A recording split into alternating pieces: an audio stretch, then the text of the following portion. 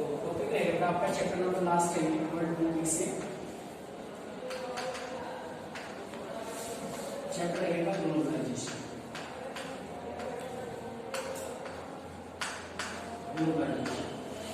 वैश्वीकरण कहते हैं इसको, वैश्वीकरण, ठीक है ना, वैश्वीकरण कहा जाता है इसको। तो अगर हम ग्लोबलाइजेशन की शुरुआत करते हैं तो हम यहाँ से इंडियन कंटेक्स्ट में करते हैं इसमें, ठीक है ना। In 1991 there are mainly 3 economic reforms,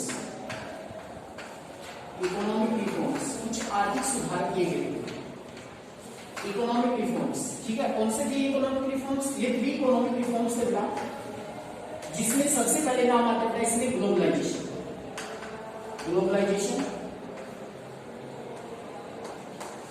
सबसे पहला जो सुधार था हमारी इकोनॉमी में वो किया हमने ग्लोबलाइजेशन का। सेकंड हम बात करते हैं इसमें लिबरलाइजेशन, और तीसरा है इसमें प्राइवेटाइजेशन।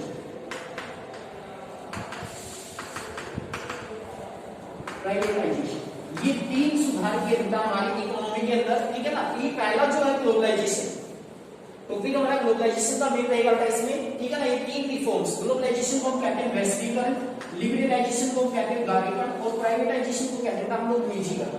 इंडियन इकोनॉमी में 1991 में इंडिपेंडेंटली हमने को 1947 से लेकर 1991 तक हमने किसी के साथ भी कोई इकोनॉमिक रिलेशन स्थापित नहीं किया। ग्लोबलाइजेशन का मीनिंग हम पहले जानेंगे, इसमें पहले हम ग्लोबलाइजेशन का मीनिंग बता देता हूं, फिर एक्सप्लेन करेंगे इसको। ग्लोबलाइजेशन, अब कोई भी क्वेश्चन यदि आप लोग डिटेल अटेंड करते हैं तो मैं ये कहूंगा कि सबसे पहले आप लोगों को ग्लोबलाइजेशन को डिफाइन करना है, ठीक है। फिर आप लोगों को पॉइंट पे जाना है। तो ग्लोबलाइजेशन का जनरल सा मीनिंग क्या होता है इसमें देखिए, the unification of one country economy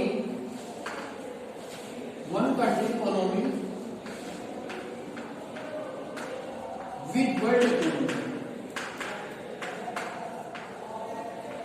यानी कि एक देश की इकोनॉमी को वर्ल्ड की इकोनॉमी के साथ जोड़ना, दैट इज कॉल्ड ग्लोबलाइजेशन। उसी को लोग ग्लोबलाइजेशन कहते हैं, ठीक है ना। यूनिफिकेशन का मतलब होता है, यहाँ पे वर्ड यूज कर सकते हो आप इंटीग्रेशन, यूनिफिकेशन की जगह, ठीक है ना। द इंटीग्रेशन या the unification of one country economy with the world economy, that is called globalization. सबसे पहला जो टॉपिक करता है वो हमारा मीनिंग का है, चैप्टर का नाम है ग्लोबलाइजेशन है। ग्लोबलाइजेशन का मीनिंग आप लोगों को पता होना चाहिए। ग्लोबलाइजेशन का मीनिंग होता है the unification of one country economy with the world economy, that is called globalization. उसी को लोग ग्लोबलाइजेशन कहते हैं, यानी कि एक देश की इकोनॉमी को दूसरे देश की इकोनॉमी के साथ जोड़ना है, ग्लोबलाइजेशन कहलाता है, वैश्वीकरण कहलाता है, ठीक है। अब ये मीनिंग पता लगा कि एक देश की इकोनॉमी को दूसरे देश की इकोनॉमी के साथ जोड़ना। तो इंडियन कंटेक्स्ट में 1991 में जब ये इकोनॉमिक रिफॉर्म्स किए गए थे, 1991 से पहले इंडिया के रिलेशन में जो वर्ल्ड में किसी कंट्री के साथ नहीं है। उसके पीछे बड़ा एक हिस्टोरिकल फैक्टर भी रहा। आप लोग जानते हैं कि कॉलोनियल पीरियड में हमने ब्रिटिशर्स ने यहाँ पर रूल किया लंबे समय तक, तो भारत में ट्रेडर बनकर आए, एक व्यापारी बनकर वो भारत आए था। व्यापारी बनकर उन्होंने भारत में एज ए ट्रेडर आए, लेकिन ट्रेडर से वो रूलर बने हमारे, ठीक है। तो हमारे मन में फियर आ गया था। आज भी आप लोग देखते हैं, जब भी कोई भी गवर्नमेंट लिबरलाइजेशन की पॉलिसी को बढ़ावा देती है, ग्लोबलाइजेशन को बढ़ावा देती है, ठीक है। इट मींस क्या, जनरली हम कह सकते हैं attract for MNCs, multinational company को इन्वाइट करना अपने देश में बेटा, तो जनरली लोग विरोध करना शुरू कर देते हैं। क्यों? क्योंकि उनके मन में वो फियर बेटा कि जब ये लोग अंग्रेज लोग आए थे, ये भी एज ए ट्रेडर आए थे, ट्रेडर से भी लोग रूलर बने, तो वो फियर हमारे मन में कि आज भी बाहर की जो कंपनी है रियल बेटा कहीं ना कहीं चीज जब नेगेटिव कॉन्सिक्वेंस की हम लोग बात करेंगे तो ये एमएनसी क्या करती है, गवर्नमेंट या स्टेट को प्रेशराइज करने का काम करती है कि वो किस तरीके से डिसीजन ले, क्या क्या पॉलिसीज वो बनाए। तो ग्लोबलाइजेशन का मीनिंग याद रखें आप लोग सबसे पहले, the unification of one country economy with the world economy, ठीक है। कैसे जोड़ते हैं हम लोग एक इकोनॉमी को दूसरे देश की इकोनॉमी के साथ? यहाँ पर हम लोग 2 कंट्री के एग्जाम्पल लेके चलते हैं, इंडिया, दूसरा कंट्री हम लोग लेके चलते हैं यहाँ पर जापान। तो अब देखिए इसमें एक्सपोर्ट इम्पोर्ट 2 कंपोनेंट होते हैं। ये मेन इसमें हम लोग बात करते हैं ट्रेड होता है, ट्रेड के 2 कंपोनेंट होते हैं, एक होता है इसमें एक्सपोर्ट, दूसरा होता है इसमें इम्पोर्ट करना। एक्सपोर्ट का मतलब क्या होता है? भेजना, यानी कि अपने देश से जब कोई भी चीज हम लोग भेजते हैं, एक्सपोर्ट करते हैं, ठीक है। और इम्पोर्ट का मतलब यानी कि हम लोग मंगवा रहे हैं अपने देश से, ठीक है, इम्पोर्ट कर रहे हैं हम लोग कोई भी चीज। कि एक्सपोर्ट इंपोर्ट के द्वारा जब भी हम कोई ट्रेड करते हैं, व्यापार करते हैं, जिसे हम लोग इंटरनेशनल ट्रेड भी कह सकते हैं, जैसे इंडिया एक्सपोर्ट करता है किस चीज का, मान लीजिए हम कॉटन के एग्जाम्पल ले सकते हैं आप, स्पाइसेस को एग्जांपल ले सकते हैं, जो चीज एक्सिस होती है हमारे पास, ठीक है, ज्यादा मात्रा में होती है, उसको हम लोग क्या करते हैं, उस चीज को हम लोग एक्सपोर्ट करते हैं, तो एक्सपोर्ट किया जाता है, जैसे कॉटन स्पाइसेस हम लोग जापान को देते हैं, तो इसके बदले में हम लोग क्या इंपोर्ट करते हैं, वो मतलब आयात करना, तो टेक्नोलॉजी में से जापान टेक्निकल से काफी आगे होगा, ठीक है, जापान अपने को टेक्नोलॉजी देता है। तो ये जो ट्रेड होता है, ये जो व्यापार होता है इंडिया और जापान के बीच में, ठीक है, अब हम ट्रेड कर रहे हैं, वस्तुओं का आदान प्रदान किया हमने, उसके बाद एक ट्रेड बैलेंस निकलता है, ट्रेड बैलेंस जिसे हम लोग कहते हैं, ठीक है, व्यापार संतुलन जिसे हम लोग कहते हैं। अब मान लीजिए कि कितने एक्सपोर्ट हमने किया, मान लो 30 करोड़ का, इंपोर्ट हमने किया 20 करोड़ का, तो जब यानी कि ट्रेड बैलेंस निकलेगा तो इंडिया ने ज्यादा एक्सपोर्ट किया, तो 10 करोड़ रुपए जापान किसको देगा, इंडिया को देगा, ठीक है, और जब जापान का पैसा इंडिया में आया तो इससे क्या हो, हमारी जो इकोनॉमी है वो किसके साथ जुड़ गई, जापान के साथ, आपस में इंटीग्रेटेड हो गया, लोग आपस में हमारा यूनिफिकेशन हो गया। कहने का मतलब ये होता है कोई भी कंट्री सेल्फ डिपेंडेंट नहीं है, किसी न किसी के लिए किसी न किसी कंट्री को दूसरे कंट्री पर निर्भर रहना पड़ता है, ठीक है, तो उसके लिए हम लोग क्या करते हैं, ट्रेड करते हैं, एक्सपोर्ट इंपोर्ट करते हैं, तो एक्सपोर्ट इंपोर्ट के द्वारा वर्ल्ड की ज्यादातर जो अगर हम बात करता है जो ज्यादातर कंट्री की इकोनॉमी वो आपस में जुड़ जाती है, इसमें सबसे बड़ा रोल अगर बात करेगा वो एमएनसीज का रहता है या इंटरनेशनल ऑर्गेनाइजेशन, WTO की बात करें, वर्ल्ड ट्रेड ऑर्गेनाइजेशन रहता है, इसका भी बहुत बड़ा योगदान है, किसको बढ़ावा देने में, ग्लोबलाइजेशन को बढ़ावा देने में, तो ये मीनिंग होता है ग्लोबलाइजेशन का, जनरली आप कह सकते हो। मेन कंपोनेंट होता है इसमें ट्रेड, ट्रेड का मतलब क्या होता है इसमें, एक्सचेंज ऑफ गुड्स, ठीक है ना, जो वस्तुओं का हम आदान प्रदान करते हैं, एक्सचेंज करते हैं, दैट इज कॉल्ड ट्रेड, इसी को हम लोग ट्रेड कहते हैं। तो ट्रेड के द्वारा यानी कि जो इंडिया और जापान है, ये दोनों की इकोनॉमी आपस में इंटरकनेक्टेड हो जाती है, आपस में जुड़ जाती है, जब यानी कि आपस में इंटरकनेक्शन होता है, आपस में जो हम ट्रेड करते हैं उसका आपस में जुड़ाव होता है किसी भी इकोनॉमी के साथ, उसको हम लोग क्या कहेंगे, ग्लोबलाइजेशन कहेंगे, ठीक है। अब ये जो टॉपिक दिए गए हैं, एक क्वेश्चन आता है यहाँ पर 2 मार्क्स में, एक क्वेश्चन पूछ लेते हैं कई बार, which of the two elements also help in the process of globalization, globalization की प्रक्रिया को बढ़ावा देने में कौन से दो मुख्य एलिमेंट है, कौन से दो प्रमुख बिंदु हैं, ठीक है।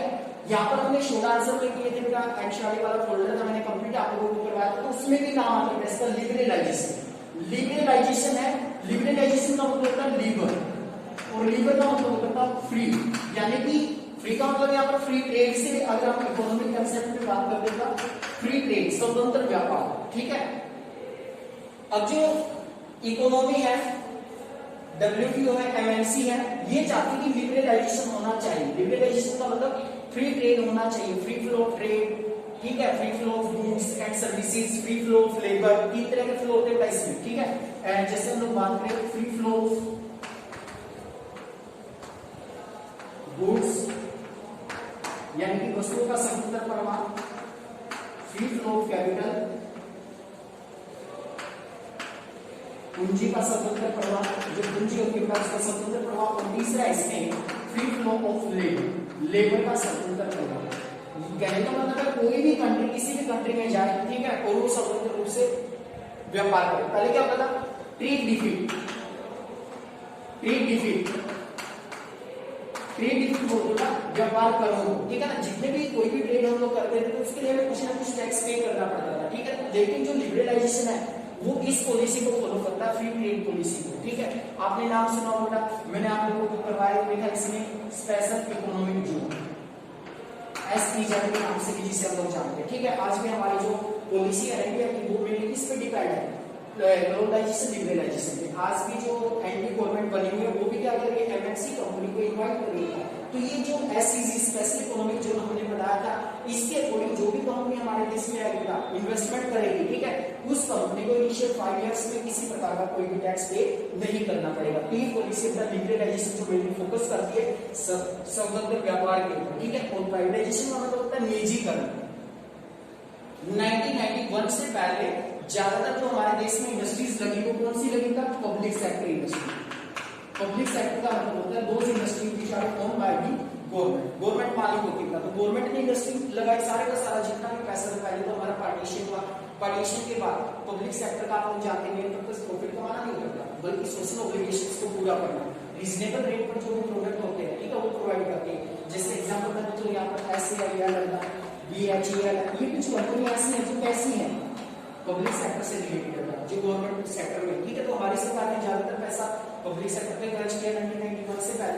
ठीक है, तो ये कंपनी का मेन प्रॉफिट कमाना, प्रॉफिट तो इनको होगा नहीं बेटा, तो ऐसी कंडीशन में हमारी इकोनॉमी वो पीछे चली गई थी। ठीक है, तो इसके लिए पब्लिक सेक्टर की बजाय फिर क्या किया, increasing importance of private sector, you can से प्राइवेट इन्वेस्टमेंट को बढ़ावा दिया गया था। तो ये जो प्राइवेट इन्वेस्टमेंट था उसको बढ़ावा दिया गया, जिसके कारण क्या हुआ, हमारी इकोनॉमी को ग्रोथ मिली और हमारा इकोनॉमिक डेवलपमेंट बढ़ते रहे। तो ये था सबसे पहले मीनिंग इसमें ग्लोबलाइजेशन के बारे में। सबसे पहला क्वेश्चन यही बनेगा था, what is the meaning of globalization. Globalization क्या है, अगर हम इकोनॉमिक कंसेप्ट में बात करते हैं तो इकोनॉमिक रिफॉर्म्स देखते हैं, ग्लोबलाइजेशन, लिबरलाइजेशन, प्राइवेटाइजेशन। ये क्वेश्चन भी शायद मैंने आप लोगों को 1 मार्क्स के लिए पूछा था, इंडियन इकोनॉमी में जो ग्लोबलाइजेशन इकोनॉमिक रिफॉर्म्स है कौन से ईयर में होता है, 1991 में।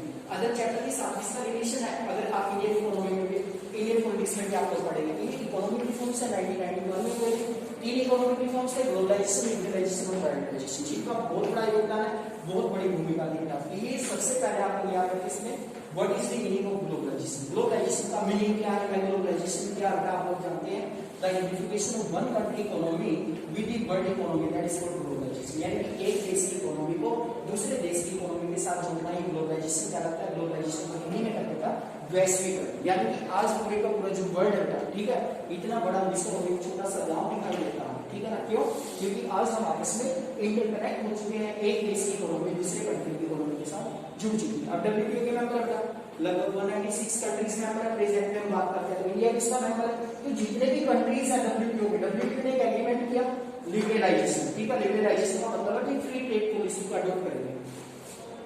चाइना वाले हमारे यहाँ पे व्यापार करने के लिए आते बैन तो नहीं लगा रहे हो, ठीक है, ऐसा करने से जो डब्ल्यूटीओ का चार्ट है उसकी अवहेलना हो, ठीक है। मोदी जी ने क्या कहा, स्वदेशी अपना, ठीक है, विदेशी प्रभाव, लोगों को मोटिवेट कर सकते हैं, उनको यूज करने से रोक सकते हैं, लेकिन एकदम से बेटा हम लोग उनके ऊपर रोक नहीं लगा सकते, ठीक है ना, क्योंकि इंटरनेशनल जो ऑर्गेनाइजेशन होते हैं उनका भी बहुत बड़ा योगदान होता है। कहीं ना कहीं इंडिया को हमेशा स्टार्टिंग से लेकर लास्ट तक जो गाइडेंस होती है, चाहे वो डब्ल्यूटीओ की गाइडेंस हो चाहे यूएनओ की गाइडेंस होता है, हमने हमेशा उसकी पालना किया। तो कंप्लीट रूप से आप लोग देखेंगे कि ये जो ग्लोबलाइजेशन का प्रोसेस होता है काफी बड़ा प्रोसेस होता है, इसमें कंट्री की इकोनॉमी दूसरे कंट्री की इकोनॉमी के साथ आपस में जुड़ जाती है, इंटरकनेक्ट हो जाती है। तो सबसे पहले डिटेल क्वेश्चन आता है, चाहे कोई भी क्वेश्चन आता है आप लोगों का डिटेल, तो सबसे पहले आप लोग ग्लोबलाइजेशन को एक्सप्लेन करें, ठीक है। एमएनसी मल्टीनेशनल कंपनी होती है, ऐसी कंपनीज जिनकी शाखाएं ब्रांचेस अदर कंट्री के अंदर भी पाई जाती है, that is called multinational company, ठीक है ना, मोर देन वन कंट्री याद रखिएगा। This type of MNCs play an important role in the process of globalization. Globalization में ये कंपनी बहुत बड़ा रोल प्ले करती है। बहुत सारी कंपनी है जो इंडिया की कंपनी होता है जिन्होंने अपनी ब्रांचेस अदर कंट्री में एस्टैब्लिश की, बाहर बहुत सारी कंपनियां बाहर की आती है जो अपने को फेमिलियर लगती है, ठीक है, वो इंडिया जैसी लगती है, नोकिया है, एडिडास है, ठीक है, वीवोक है, नाइकी है, तो बहुत सारी कंपनी सारी फॉरेन कंपनीज है, एमएनसी कंपनीज है, ठीक है। कई बार तो कंफ्यूज हो जाते हैं कि इंडियन की कंपनी है, अपनी कंपनी मेडिसिन्स में आप लोग बात करें डेंपेक्सी का नाम आपने सुना होगा, एशियन पेंट्स का नाम आप लोगों ने सुना होगा, ठीक है। ये हमारी एक अच्छी कंपनी है, इंडियन कंपनी का जो बहुत बड़ी कंपनी बन चुकी है, जिन्होंने दूसरे कंट्रीज में भी अपनी ब्रांचेस स्टैब्लिश की है। फोर्ड का नाम आप लोग सुनते हैं, जर्मन सा नाम लेकर देखिए, अमेरिका की एमएनसी का। तो अलग अलग कंट्री की जो एमएनसी है वो भी बहुत बड़ा रोल प्ले करती है। अब इंडियन एमएनसी कहाँ गई, मान लो चाइना में लगा दी जाती है, ठीक है, तो चाइना में हम व्यापार करेंगे, ट्रेड करेंगे, तो अपने प्रोडक्ट भी बेचेंगे, वहां से हमारे देश की कंपनी पैसा कमाएगी, विदेशी कंपनी हमारे देश से पैसा कमा रही है, अपने प्रोडक्ट बेचेगी, तो अपनी कंपनी जब दूसरे देश में जाती है, दूसरे देश की कंपनी अपने देश में आती है, तो इससे भी क्या होता है, यूनिफिकेशन हो जाता है एक देश की इकोनॉमी का दूसरे देश की इकोनॉमी, और जब यूनिफिकेशन हो जाता है एक कंट्री की इकोनॉमी का दूसरे कंट्री की इकोनॉमी के साथ, दैट इज कॉल्ड ग्लोबलाइजेशन। इसी को हम लोग ग्लोबलाइजेशन कहते हैं। तो ये पॉइंट आप लोग याद रखेंगे। सबसे पहला का आप लोगों का मीनिंग बनता है, मीनिंग में आप लोग एक्सप्लेनेशन दे सकते हैं। There are mainly two component, you can say globalization, you can say liberalization, privatization. Privatization का मतलब है increasing importance of private sector after 1991, ठीक है, 1991 के बाद इंडियन कंटेक्स्ट में होता था 1991 के बाद, यानी कि जो प्राइवेट सेक्टर की इंपोर्टेंस बढ़ी थी, दैट इज कॉल्ड प्राइवेटाइजेशन। उसको प्राइवेटाइजेशन नाम दिया गया, निजीकरण। सुनते हैं आज भी आप लोग रेलवे का निजीकरण हो गया, बिजली डिपार्टमेंट का निजीकरण हो गया, प्राइवेट सेक्टर को इंपोर्टेंस बढ़ाया जाएगा, ठीक है ना, ये निजीकरण क्या रहता है, प्राइवेटाइजेशन का रहता है। तो ये सबसे पहला क्वेश्चन आता है अपना मीनिंग की बात करेंगे तो मेन ट्रेड के द्वारा भी आप इसको एक्सप्लेन कर सकते हैं कि ग्लोबलाइजेशन ऐसे होता है, ग्लोबलाइजेशन को हम ऐसे करते हैं।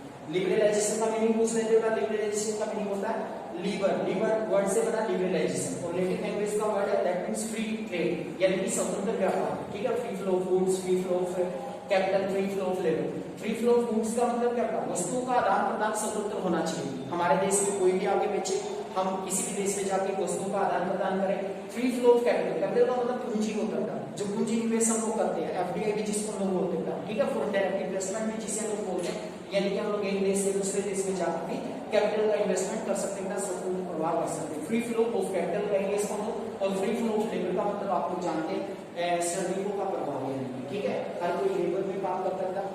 हम लोग बहुत सारे विदेश में जाते हैं जॉब की तलाश में, जो अपॉर्चुनिटी के लिए विदेशी लोग हमारे गाँव में काम करने के लिए आते हैं, यानी कि लेबर का भी स्वतंत्र प्रवाह होना चाहिए। तो लिबरलाइजेशन का भी नहीं करना, उदारीकरण कहते हैं, यानी कि स्वतंत्र व्यापार को बढ़ावा देना इसका मेन पर्पज होता है। प्राइवेटाइजेशन का मतलब increasing importance of private sector की जो इम्पोर्टेंस इंक्रीज है दैट इज प्राइवेटाइजेशन का। ये चीजें आप लोग याद करें। 2 नंबर पे क्वेश्चन पूछ लेते हैं, ग्लोबलाइजेशन प्रोसेस को बूस्टअप करने वाले 2 फैक्टर कौन कौन से हैं? तो याद रख सकते हैं आप लोग, लिबरलाइजेशन याद रख सकते हैं, इसमें प्राइवेटाइजेशन याद रख सकते हैं, international organization like that WTO, IMF का नाम सुना होगा आपने, इंटरनेशनल मॉनेटरी फंड, ठीक है, ये ऑर्गेनाइजेशन ऐसे का जो ग्लोबलाइजेशन के प्रोसेस को बढ़ावा देने में मदद करता है। जो नेक्स्ट जो क्वेश्चन यहाँ से बनेगा आप लोगों का, वो देखिए अब इसमें क्या बनेगा, what are the main causes of globalization. जो ग्लोबलाइजेशन हुआ, ग्लोबलाइजेशन है कि जो वैश्वीकरण हुआ, वैश्वीकरण के कॉजेज क्या है, कॉजेज, ग्लोबलाइजेशन की कॉजेज पूछ लेते हैं कई बार, ठीक है, तो ग्लोबलाइजेशन की कॉजेज क्या क्या होते हैं, कारण क्या क्या है इसके, जो इनको हम लोग डिफाइन कर सकते हैं वन बाय वन, सारे के सारे जो पॉइंट्स है बना, हिस्टोरिकल कॉजेज है जैसे, ठीक है, टेक्नोलॉजिकल कॉजेज, इसमें एक तरह से टेक्नोलॉजी भी आ जाएगा, टेक्नोलॉजिकल रोल है, रोल ऑफ इंटरनेशनल ऑर्गेनाइजेशन है, लिबरलाइजेशन है, प्राइवेटाइजेशन है, टेक्नोलॉजिकल इंफॉर्मेशन, तो काफी सारे रोल है इसमें कॉजेज के। अगर बात करते हैं तो कॉजेज आए इसमें 6 मार्क्स में मान लो क्वेश्चन आएगा, तो सबसे पहले क्या हम इंट्रोडक्शन में इसको डिफाइन करें ग्लोबलाइजेशन को, ठीक है, उसके बाद हम लोग कंटेंट में चले, कॉजेज ऑफ ग्लोबलाइजेशन, ठीक है। अगर हम बात करते हैं इसमें सबसे पहला जो कॉजेज में आता है वो आता है हिस्टोरिकल इवेंट, हिस्टोरिकल इवेंट्स, ऐतिहासिक जो घटनाएं हैं, ठीक है, ऐतिहासिक जो घटनाएं होता है हिस्टोरिकल इवेंट्स है, उसको भी हम अगर देखें तो ग्लोबलाइजेशन को हमने माना भी एक जरूरी है। अब इंडिया ने अपने इतिहास को देखते हुए 1991 तक कोई रिलेशन एस्टैब्लिश नहीं किया था किसी भी कंट्री के साथ, क्योंकि अपने मन में वही फियर था, आज भी यही फियर, एमएनसी आएंगे तो हमें गुलाम बना लेगा, और कहीं ना कहीं एमएनसी का नेगेटिव में हम बात करें ना, गवर्नमेंट को प्रेशराइज करने का भी काम करती है। चुनाव में क्या करती है, पॉलिटिकल पार्टी की आर्थिक मदद करेगी, फिर वो पॉलिटिकल पार्टी जब सत्ता में आएगी तो उससे अपने लिए फेवरेबल पॉलिसीज बनवाने का प्रयास करती है, ठीक है, या गवर्नमेंट के डिसीजन को इफेक्ट करने का प्रयास में करती है, रियल भी है।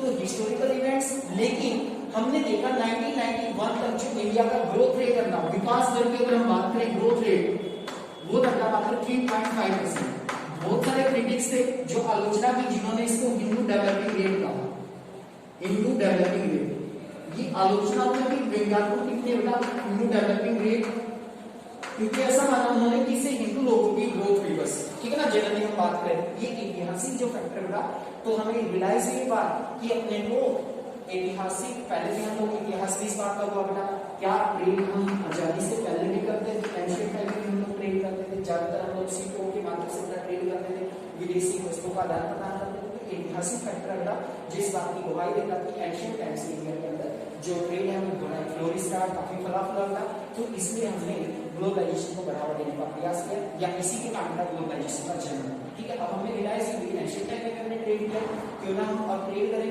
ताकि अपनी इकोनॉमी को बूस्टअप कर सकें। ये सबसे पहला जो फैक्टर है अपना बात करें वो है हिस्टोरिकल इवेंट्स, ठीक है, ऐतिहासिक जो फैक्टर है। दूसरे इवेंट्स की अगर बात करते हैं एनसीईआरटी के अकॉर्डिंग जो दिया करता है, इसमें दोनों पॉइंट आप लोग ले सकते हैं यहाँ से, लिबरलाइजेशन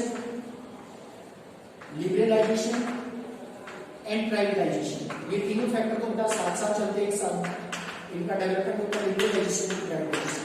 इसके बारे में मैं कंप्लीट एक्सप्लेन कर चुका। लिबरलाइजेशन का मतलब होता है फ्री ट्रेड पॉलिसी, प्राइवेटाइजेशन का मतलब होता है increasing importance of private sector, private sector की इंपोर्टेंस यानी कि जो इंपोर्टेंस है वो भी बढ़ने लगी थी दिन प्रतिदिन। तो ये सारे के सारे जो फैक्टर है इंक्रीज होने लगी, लिबरलाइजेशन, उदारीकरण और प्राइवेटाइजेशन के बाद भी ग्लोबलाइजेशन को जन्म हुआ है, ग्लोबलाइजेशन को हम लोग इसके लिए रिस्पॉन्सिबल मानते हैं। अब वही स्वतंत्र व्यापार की नीति अपना लिया हमने, तो स्वतंत्र व्यापार जब हम करेंगे तो आपस में कंपनी आपस में जुड़ी जुड़ी होता है। इसमें प्राइवेटाइजेशन, प्राइवेट सेक्टर को यदि हम लोग बढ़ावा देंगे तो इससे क्या होता है, फॉरेन डायरेक्ट इन्वेस्टमेंट होता है, विदेशी निवेश होता है, विदेशी कंपनियां एक देश से दूसरे देश में जाएंगी, जिसके द्वारा क्या होगा, यानी कि आपस में जितनी भी कंट्री की इकोनॉमी होगा वो आपस में जुड़ जाएंगे और आपस में एक दूसरे के साथ इंटरकनेक्ट हो जाएंगे। आगे बात करें हम इसमें जो next fourth heading, third heading हमने बनाई था role of international organization, role of international organization, ठीक है ना, इंटरनेशनल ऑर्गेनाइजेशन कैसे, जैसे डब्ल्यूटीओ की हम बात कर रहे हैं, ठीक है, डब्ल्यूटीओ के बारे में हम लोग बात करें या फिर आईएमएफ के बारे में हम लोग बात करें, तो ये इंटरनेशनल ऑर्गेनाइजेशन का जो बहुत बड़ा रोल प्ले करते हैं। अब डब्ल्यूटीओ कब बना? 1 जनवरी 1995 में, देखो डब्ल्यूटीओ भी बहुत लेट बना था इसमें, 1 जनवरी 1995 में। तो ये इंटरनेशनल ऑर्गेनाइजेशन है जिसका मेन टारगेट ही क्या है? इंटरनेशनल ट्रेड को बढ़ावा देना, अंतरराष्ट्रीय व्यापार को बढ़ावा देना, अंतरराष्ट्रीय जो ट्रेड हम लोग करते हैं, इंटरनेशनल जो ट्रेड हम लोग करते हैं उसको भी बढ़ावा देना, उसको बूस्टअप करना।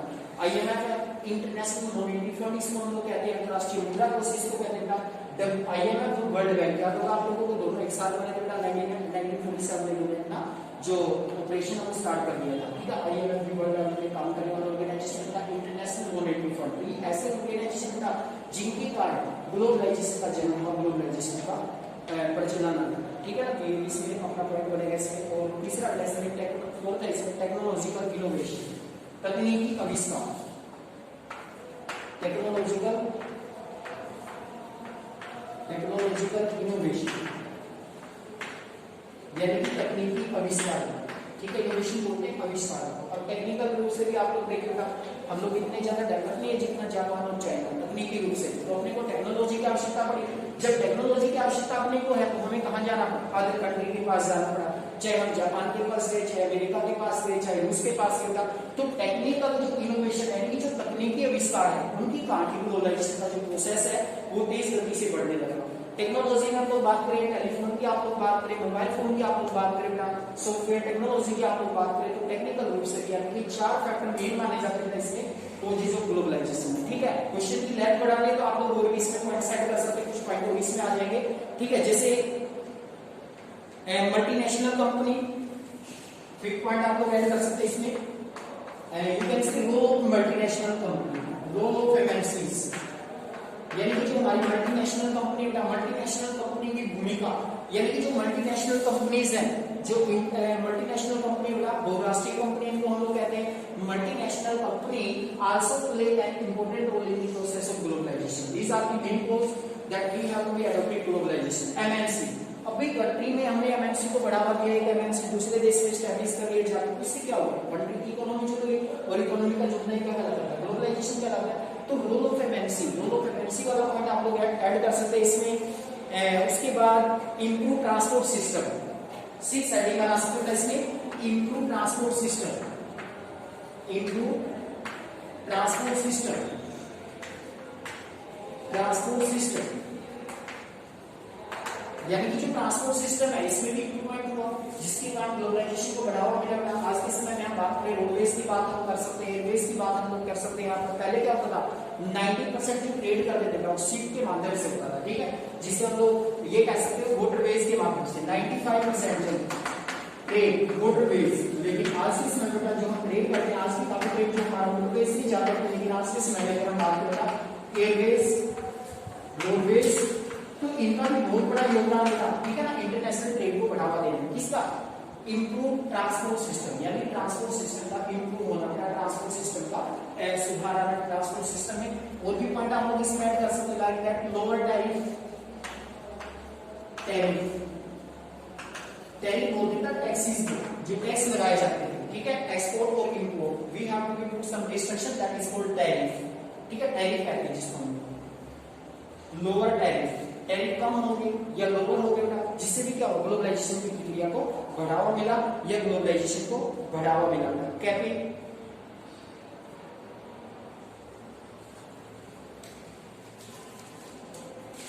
लेबर मोबाइलिटी है बेटा, बहुत सारे पॉइंट आप लोग ऐड कर सकते हैं इसमें, और भी बहुत सारे एक्स्ट्रा में आ जाएंगे। लेबर मोबाइलिटी है, नेक्स्ट बनाना चाहो आप लोग इसमें काफी है पॉइंट बेटा, ठीक है। लेबर मोबाइलिटी, लेबर मोबाइलिटी, ठीक है ना, लेबर जो मोबिलिटी करती है एक स्थान से दूसरे स्थान पर, जो लेबर है माइग्रेशन होने लगा था, मूवमेंट ऑफ पीपल, ठीक है। तो इससे भी क्या होगा? ग्लोबलाइजेशन प्रोसेस का जन्म होता है, ग्लोबलाइजेशन का जन्म। तो ये सारे के सारे फैक्टर, देखो मैं तो ये कहता हूं फ्लो चार्ट बना दी इसके लिए आपको, ठीक है। जैसे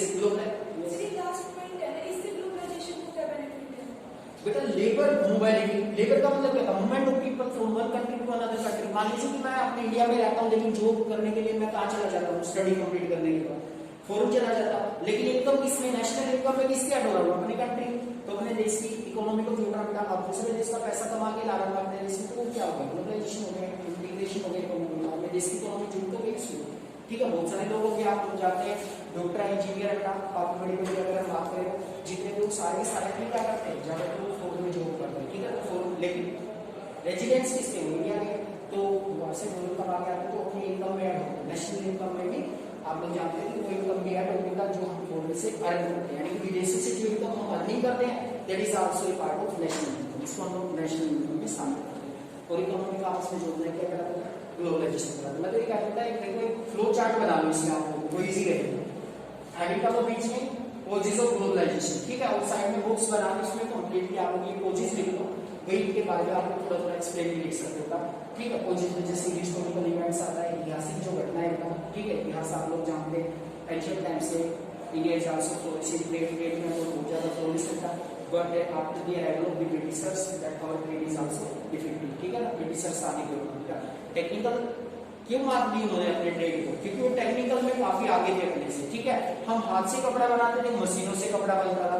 इंग्लैंड के शहर सुनेंगे आपने, मैनचेस्टर का नाम सुना होगा, सबसे ज्यादा डेवलपमेंट वही हुआ तो किस पार्ट से था, टेक्निकल। तो ये लोग लिबरलाइजेशन प्राइवेटाइजेशन का विरोध करना, ग्लोबलाइजेशन को बढ़ावा देने में, तो तीनों इकट्ठे चलेंगे, ग्लोबलाइजेशन, लिबरलाइजेशन, प्राइवेटाइजेशन। एक एनसीईआरटी जो मैंने आप लोगों को 5 पेज से क्वेश्चन दिया है, इन दोनों से रिलेटेड कि कौन से मेन कंपोनेंट है ग्लोबलाइजेशन, इसमें लिबरलाइजेशन, प्राइवेटाइजेशन के बारे में। Role of international organization, WTO का काम ही क्या है, वर्ल्ड ट्रेड को बढ़ावा देना। वर्ल्ड ट्रेड ऑर्गेनाइजेशन का विश्व व्यापार संगठन जिसे कहते हैं, जिसका मुख्य विदेशी व्यापार को बढ़ावा देना। विदेशी व्यापार को बढ़ावा देंगे तो प्रोसेस क्या कहलाएगा, ग्लोबलाइजेशन कहलाएगा, जिसमें व्यापार को बढ़ावा दिया जा रहा है, इकोनॉमी को लोग आपस में जोड़ रहे हैं। और टेक्नोलॉजिकल इनोवेशन, तकनीकी जो विस्तार है बेटा। ठीक है, टेक्नोलॉजी का बहुत बड़ा रोल है ग्लोबलाइजेशन को बढ़ावा देने में। बहुत सारे कंट्री जो टेक्निकल रूप से पीछे रहता है, दूसरे कंट्री पर डिपेंड होना पड़ेगा, वहां से टेक्नोलॉजी और टेक्नोलॉजी की फ्री तो किसी ने नहीं, उसके लिए पे करना पड़ा, पे किया तो हमारी इकोनॉमी आपस में इंटरकनेक्ट आपस में जुड़ गई, और जब इकोनॉमी आपस में जुड़ जाती है that process is called globalization. Role of multinational company, one country की कोई भी कंपनी जो दूसरे देश में जाती है उससे इंटीग्रेशन होता है, आपस में जुड़ जाती है इकोनॉमी। इनपुट ट्रांसपोर्ट सिस्टम में काफी सुधार हुआ है। पहले तो हम लोग ज्यादातर शिप के द्वारा ट्रेड करते थे, आज तो आप देख सकते हैं बहुत सारे एयरवेज की बात करें, हम रोडवेज की बात करें, बहुत सारा ट्रेड है। ट्रांसपोर्ट सिस्टम, ट्रांसपोर्ट का मीनिंग क्या है, परिवहन व्यवस्था में सुधार। ठीक है, और लोअर टैरिफ, कम टैरिफ होता है टैक्स को, restriction that have to be put और एक्सपोर्ट एनी गुड, जो हम एक्सपोर्ट करेंगे ना, ठीक है, तो उसके लिए हमें कुछ टैक्स देना पड़ेगा। मान लो जापान को कुछ सामान भेज रहे हैं तो वो टैक्स लगाएगा अपने पास, लेकिन लिबरलाइजेशन के कारण अपने वो टैक्स नहीं देना पड़ेगा। ठीक है, क्यों, क्योंकि लिबरलाइजेशन ये कहता है फ्री ट्रेड पॉलिसी। ठीक है, भारत में क्यों नहीं आई 1990 तक व्यापार करने के लिए दूसरे देश, क्योंकि हमने टैरिफ लगा रखे थे। वो कैसे थे, हाई टैरिफ थे, ज्यादा टैरिफ पे कोई भी कंट्री आएगा तो उसको लॉस में अपना सामान को बेचेगा, कोई भी बेचेगा, टैक्स बढ़ा दे। अब चाइना के ऊपर हम टैक्स बढ़ा दें, लेकिन हमने लिबरलाइजेशन के ऊपर अडॉप्ट किया और लिबरलाइजेशन की पॉलिसी को इसमें हम लोग टैक्स नहीं लगा सकते।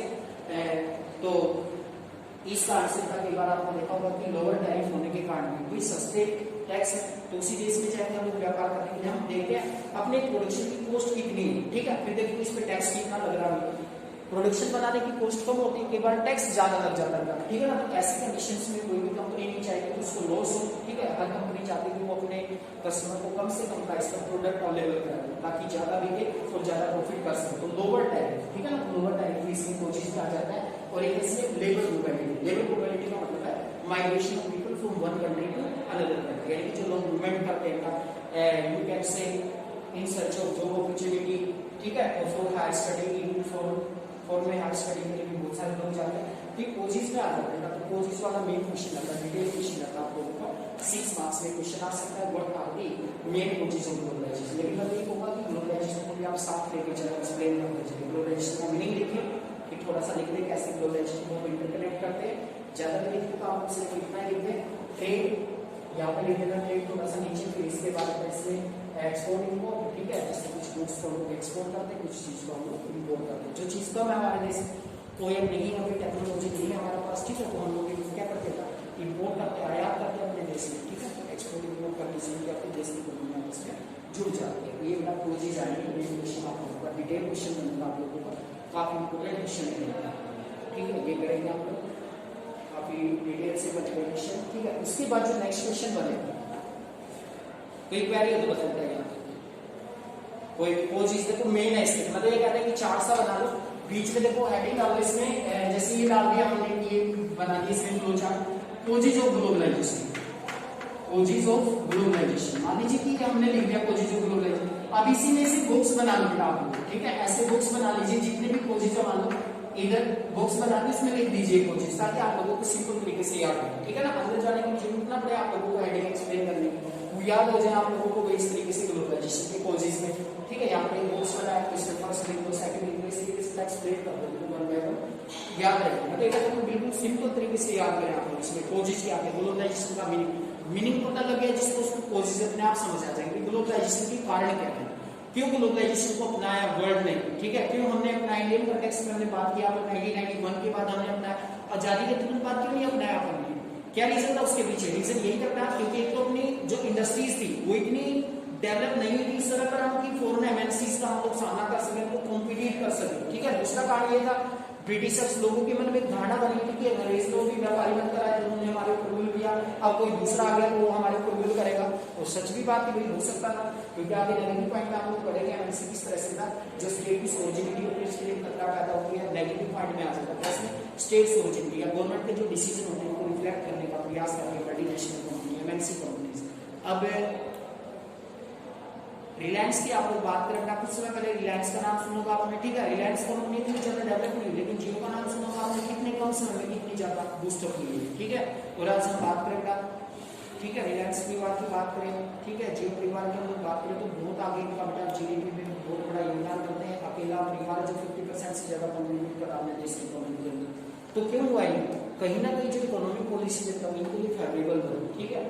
पहले देखा होगा आपने, हर चीज आप लोगों को फ्री में प्रोवाइड की, हैबिचुअल बना दिए गए धीरे धीरे, 4G आया, फिर हम हैबिचुअल हो गए चीज के लिए, ठीक है। अब फिर रिचार्ज कराने के लिए मेंबरशिप 90 शायद रुपीज की मेंबरशिप होती थी, और फिर हम इंजॉय करते थे फ्री में, ठीक है। लेकिन हैबिचुअल हो गया, आज प्राइस बढ़ा दिए गए, टाइमिंग कम कर दी गई, 30 डेज से 28 डेज कर दी गई, किसी दिन का होता है 31 दिन का होता है, ठीक है। लेकिन क्यों हुआ? हैबिचुअल करने के धीरे धीरे मल्टीनेशनल कंपनी और एक एमएनसी होती है ना, वो घाटे में भी चल सकती है 1-2 साल के लिए, ठीक है। लेकिन उस घाटे को कैसे कवर किया उसने?